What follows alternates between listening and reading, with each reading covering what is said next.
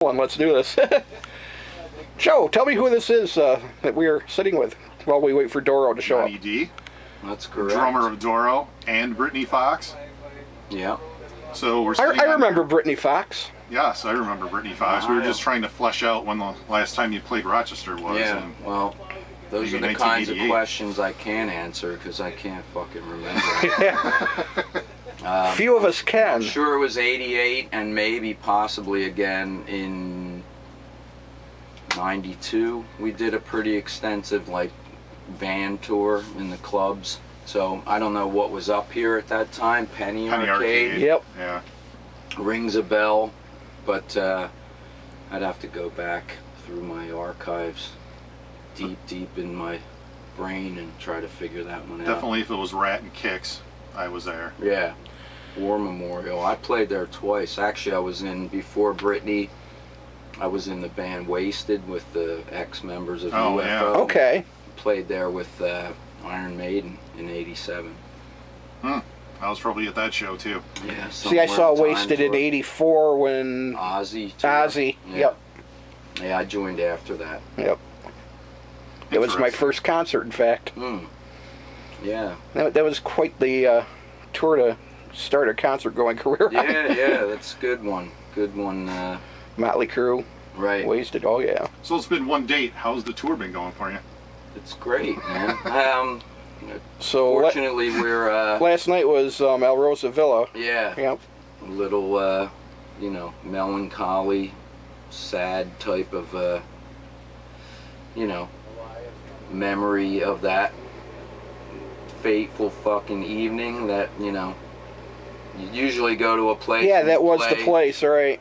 Yeah. You play and you go, wow, this is a legendary fucking venue. It's cool to play here. And I've played that gig many times, but you never walk into a place and go, Jesus, man, some horrible fucking tragedy happened here. Yeah.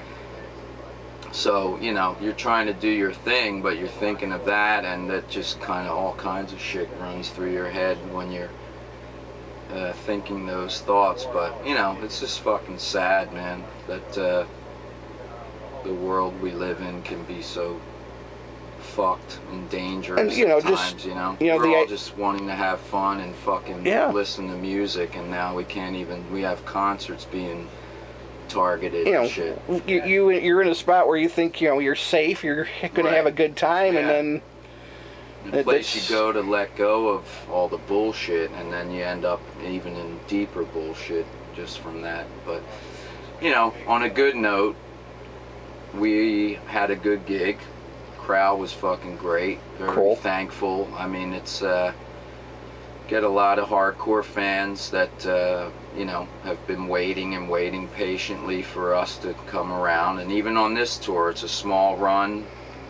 It's just upper, you know, northeast kind of dates, and people from everywhere else are like, hey, where are you, when are you coming here? And it's just not possible for us to do it all in one shot. So we've been trying to scratch out these little corners now and then, you know, and take the offers that we can get. But it was a great gig last night, and we were on a pretty good roll because we just came off like a Ukrainian tour, which was really fucking awesome. We had no idea it was going to be that great, and so we're playing good and having fun, and the band's just really, we all get along great. So it's like, okay, cool, we're back on a bus and doing it again. So it's been, how can you not really?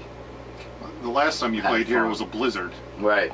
Yeah. I was supposed to be here that night. And that, you know, my interview with Doro was supposed to happen that night, and yeah, it was crazy. It's one for the old memory bank, you know. It's hard to forget gigs like that when you know, roll up and there's 2 feet of snow on the ground, and you just like.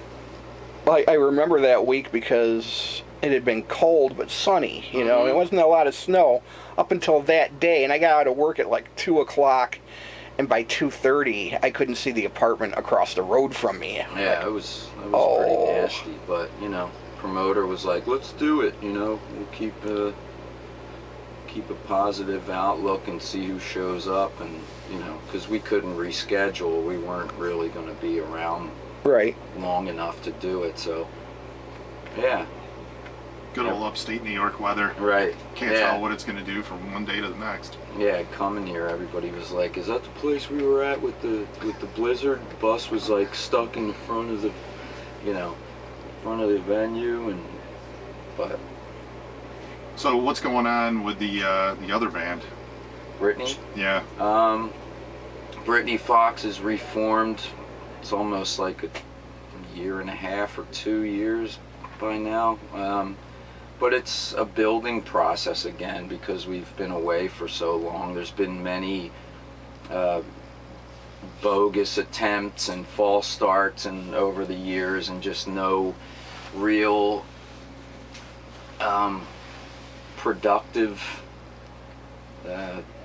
situations and lineups. Yeah, I mean, everybody would have wanted to see the original lineup again, but it just has become impossible.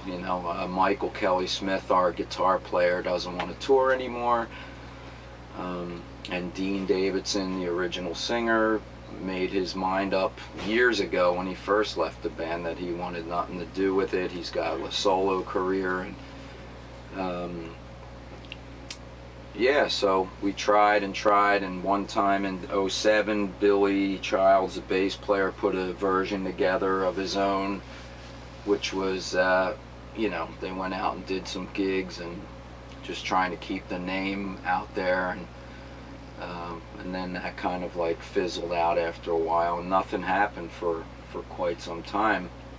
And it just becomes one of these things where fans are asking, like, you guys are still getting played on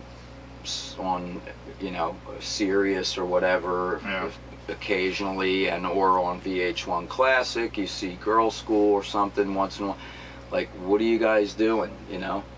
So we just figured, that some of those songs are important to a lot of people, or just fun stuff that they want to hear, and all these other bands from that time are out there doing it. So we have a couple more opportunities to do shows like the Monsters of Rock Cruise, which is coming up, and the Hair Nation Festival that we just did, and M3 Festival, stuff like that. So we figured it's probably better to do the weekend gigs or the one-offs than it would ever be to try and do like a full tour, because we've been away too long. It's very hit or miss, it's hard to do. How's the response been? I mean, do people remember, and are they into it? Yeah, it's been good. I mean, some, like I said, we're trying to get back, we're kind of coming in on the bottom level again, and people have to really remember us. So if we get an early slot on a festival, say, we're not really playing to a full crowd or whatever, but I think we have enough songs that really will ring a bell in people's heads, or they come specifically to see us because we haven't been around for so long. They've seen every other band that's been touring for the last 10 years, and so we're almost like a new band again. Yeah. And yeah, but we had a few like headline club shows. We specifically played out in Colorado earlier this year, and that was like one of the first gigs where it really felt like, wow, this is kind of like these people came here to see us, and it wasn't a festival where they were just, oh, Britny Fox playing at 3:30, it was like they came specifically to see us play, and it felt really good, man, because it went over well and everybody was into it. We did a lot of chatting and signing stuff afterwards, so it was, I think stuff like that keeps you going after you experience that. It's like, okay, well, it does make sense to do it, So, taking it slow and trying to work on some new music. What are the other members that are in that band? It's myself on drums. It's Billy Childs, the original bassist, on bass. Tommy Paris on vocals and guitar, which is our second singer, who came in after the second album and did whatever records we have after that, Bite Down Hard and Springhead Motor Shark, and there's a live CD that we did together. So, and Chris Sanders, our new guitar player, was from the band London, and Lizzie Borden. Okay. He was in that band for a while. He's got another project. And yeah, so it was just kind of, you know, what lineup can we make work? And that was kind of like how it all came together. So we figured we'd give it a shot and see what happens. So That's cool. yeah. Definitely cool. You got to play Give 'Em the Axe. Oh yeah. Yeah, well. People probably don't remember that either. Right, yeah. They remember more Britny Fox. Some of us, no, I remember Lizzie Borden. No, it's like, you know, these bands, I mean, Lizzie Borden, we've played with him in Europe with Doro on certain festivals and stuff, so it's like, just when you think, like, how could anybody remember such and such band, it's like, oh, there they are, they're playing on this. Oh, Europe remembers everything. Yeah. Yeah. Everything is brand new to Europe. They Yeah, I mean, they had, you know, they missed out on a lot in the 80s, so the fact that they can get to see that shit in their lifetime is like a thrill for them. But they are definitely more loyal or less distracted by the amount of, you know, it's new like music. Yeah, and like the flavor of the month shit that happens here or did happen in the 80s or 90s, where it was just like so many bands, you know, and it's like everybody's constantly looking for something. Okay, I'm bored with that. What's next? You know, but okay, that. But Europe, you go there and play or do a tour or a few gigs and you win a crowd over, like, you'll have them for life. You can go back for as long as you can, and you will constantly get that same, you know, same feeling and same loyalty, which is really cool. Did you say you were going to work on new music too? Yeah. On Britny Fox? Yeah, we're trying to. I mean, we hoped to have a record out by this end of this year, but it just, with the schedules that, I know, I mean, I'm probably the busiest one outside of the band, and this band keeps me busy and also far away from being able to go, you know. Now Britny, we kind of live in like the four corners of the states, sort of. I mean, I'm in PA, Billy's up in Maine, Tommy's in Vegas, Chris is in Oregon. So it's not like we can do what we did in the old days, would just be like, okay, 3 weeks we got to go in this studio and just knock some shit out. We're like constantly trying to get together. It's not always easy. People have kids or they have, you know, whatever. Life. Yeah. Life intervenes. Yeah, it's a different thing, you know. But me, it's not like I can fly home from Europe and go, you know, just like record a couple songs and then head back over to Russia or something. This band must keep you out of the country all the time. Quite a bit. I mean, I was, you know, probably about 10 trips this year so far, you know, back and forth. So yeah, so we'll just see.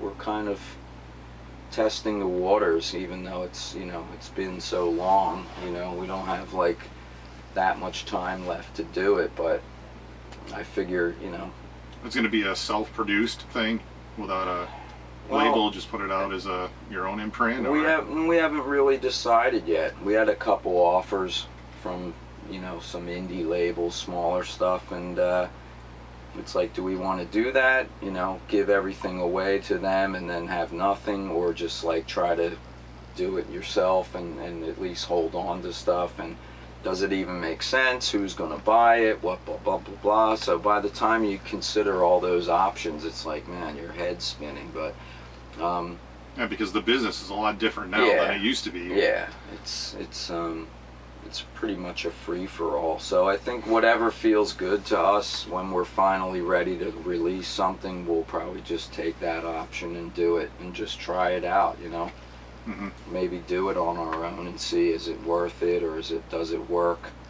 You know, sell some CDs at shows and stuff like that, or just give it out and hope that people dig it and come to the shows, you know, because that's pretty much what everybody's trying to, you know, the end. People always find it on the internet, so if they want it, they're going to find it, and they're going to, you know, ask you for, I don't know, if it was $10. Right. people buy it for $10. Why yeah, not? it's tough to, you know, it's hard to charge people unless you do what Doro does, which is like just put out, you know, a really, really nice product and have a lot of care and attention in it, and then people feel like they're getting something special, that, you know, it's just not a ching product and, you know, try to charge you money for it. Like this guy yeah, right exactly. Yes. This Which I just beautiful acquired. DVD Yeah, set. it Yes. is an awesome thing, man. I'm super proud of that. It's The art's always great on these Yeah. covers. Oh yeah. 30 Every time. years strong and proud, and You're on all of those. yeah, this is it's just so much stuff in here. There's about 7 hours worth of stuff inside that Doro, you know, painstakingly sat through and edited and made sure that it was all good. There's a live concert from Vakken, our 30-year anniversary show there, headlining in front of, you know, about 90,000 people, which looks phenomenal. There is the 2 special anniversary shows in Doro's hometown of Dusseldorf, which was really cool too. We had an orchestra night, more unplugged, lower, you know, vibe, and then we did a full blast rock show the next night with special guests like Udo and Biff from Saxon, and Nice. dudes from Lordy, and man, guy from Hansa from Blind Guardian. It was just ridiculous. So, and then there's like a documentary road movie on here, which is killer, and yeah, tons of little biscuits and treats, and there's also a live CD with some tracks from all of those shows combined. It's killer. Now, is there a Killer new piece. album coming out also? There's one single that was done so far with a video. She did a Kickstarter campaign to make the video of that, and new music is being produced at the moment. We cut like 4 tracks in the summertime, like back in July. While we were over there doing some gigs, we went in the studio and did some new stuff. There's a track that it's a dedication to Lemmy, and there's some new stuff, and then there's an older track that she kind of reworked. So yeah, things are coming together. It's just not done the typical old school way of like, okay, we have 10 songs, we're gonna go in and do them all now. Like, she works very differently. She likes to strike while the iron is hot and all that kind of stuff, you know. So she may do one track from start to finish and just like, okay, that one's done, and then go do some gigs, and when she gets inspired or a chance to write with somebody different, she'll, you know, take advantage of that. And so, you know, it may take a year, it might take 2 years, but we've been touring behind the anniversary thing and the last record for quite some time, but you know, we just kind of go with the flow. So, And that's out on Nuclear Blast? yeah. Yep. Very cool. Do you have any websites you want to plug, or I don't have anything? a website. I have Britny Fox website or anything, maybe? yeah, I mean, everybody's on Facebook, Yeah. so you can find Britny Fox on Facebook with tour dates and whatever info is happening at the moment. And of course, Doro has an official page in German and in English, and a bunch of fan pages on Facebook. There is a Doro website, which is pretty cool, and that's Doro.us or DoroMusic.com, something Very like cool. that. And yeah, I mean, I'm just out there somewhere, you know what I mean? And yeah, you can find us if Very you cool. really want to. You got anything else you want to throw out there? I have an In Excess tribute band, which is like completely in left field, which is Really? called Kick. Yeah. Hey, you know, I kind of liked In Excess, so Oh man, they're a killer band, and it's cool to really fun to play that music. And we have a killer singer who does a great job doing that Hutch and stuff. Yep. And cool.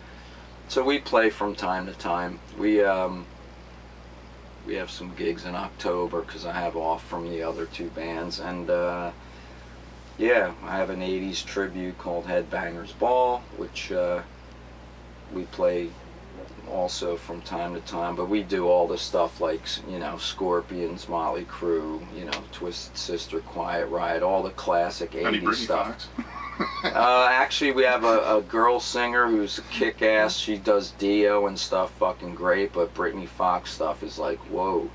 Does that guy fucking gargle with broken glass or what? You know, that shit, I don't... Well, you know, here's the thing with Dean, okay? Long Way to Love, I like the clean vocals. Right. Kind of reminded me a little bit of Paul Stanley. Right.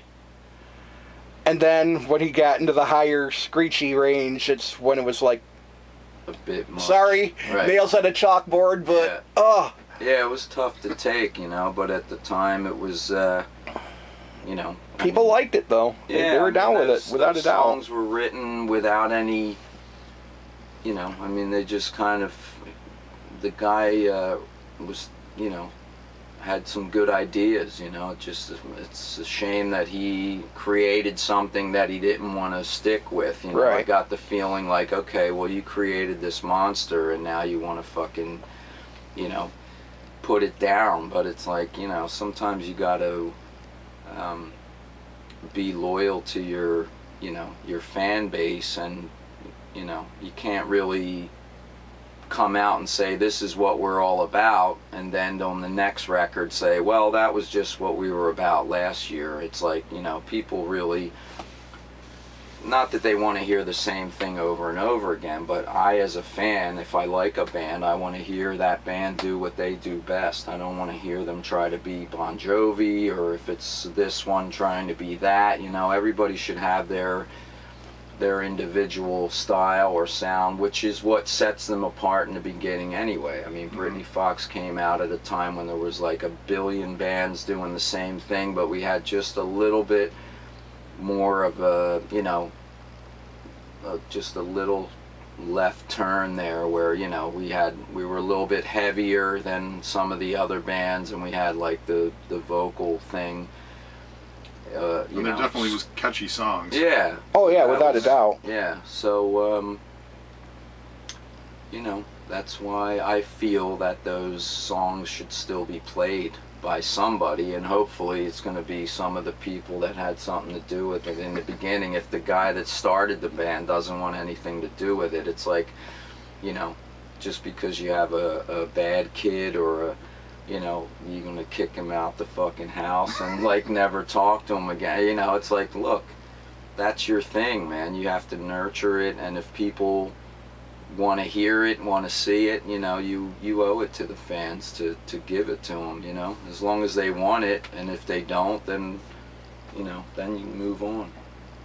True. All right. Awesome. Yes. Awesome interview. Thanks. For taking the time. Yeah, thanks for you guys just for throwing that out there on the spur of the moment. Yeah, being able to wing that. Cool. I look forward to new music. Yeah, we'll see. Yes, and definitely looking forward to the show tonight. Yeah, the show tonight's gonna be awesome. Yes. Doro. Absolutely. Don't confuse it. Thank you. Thanks.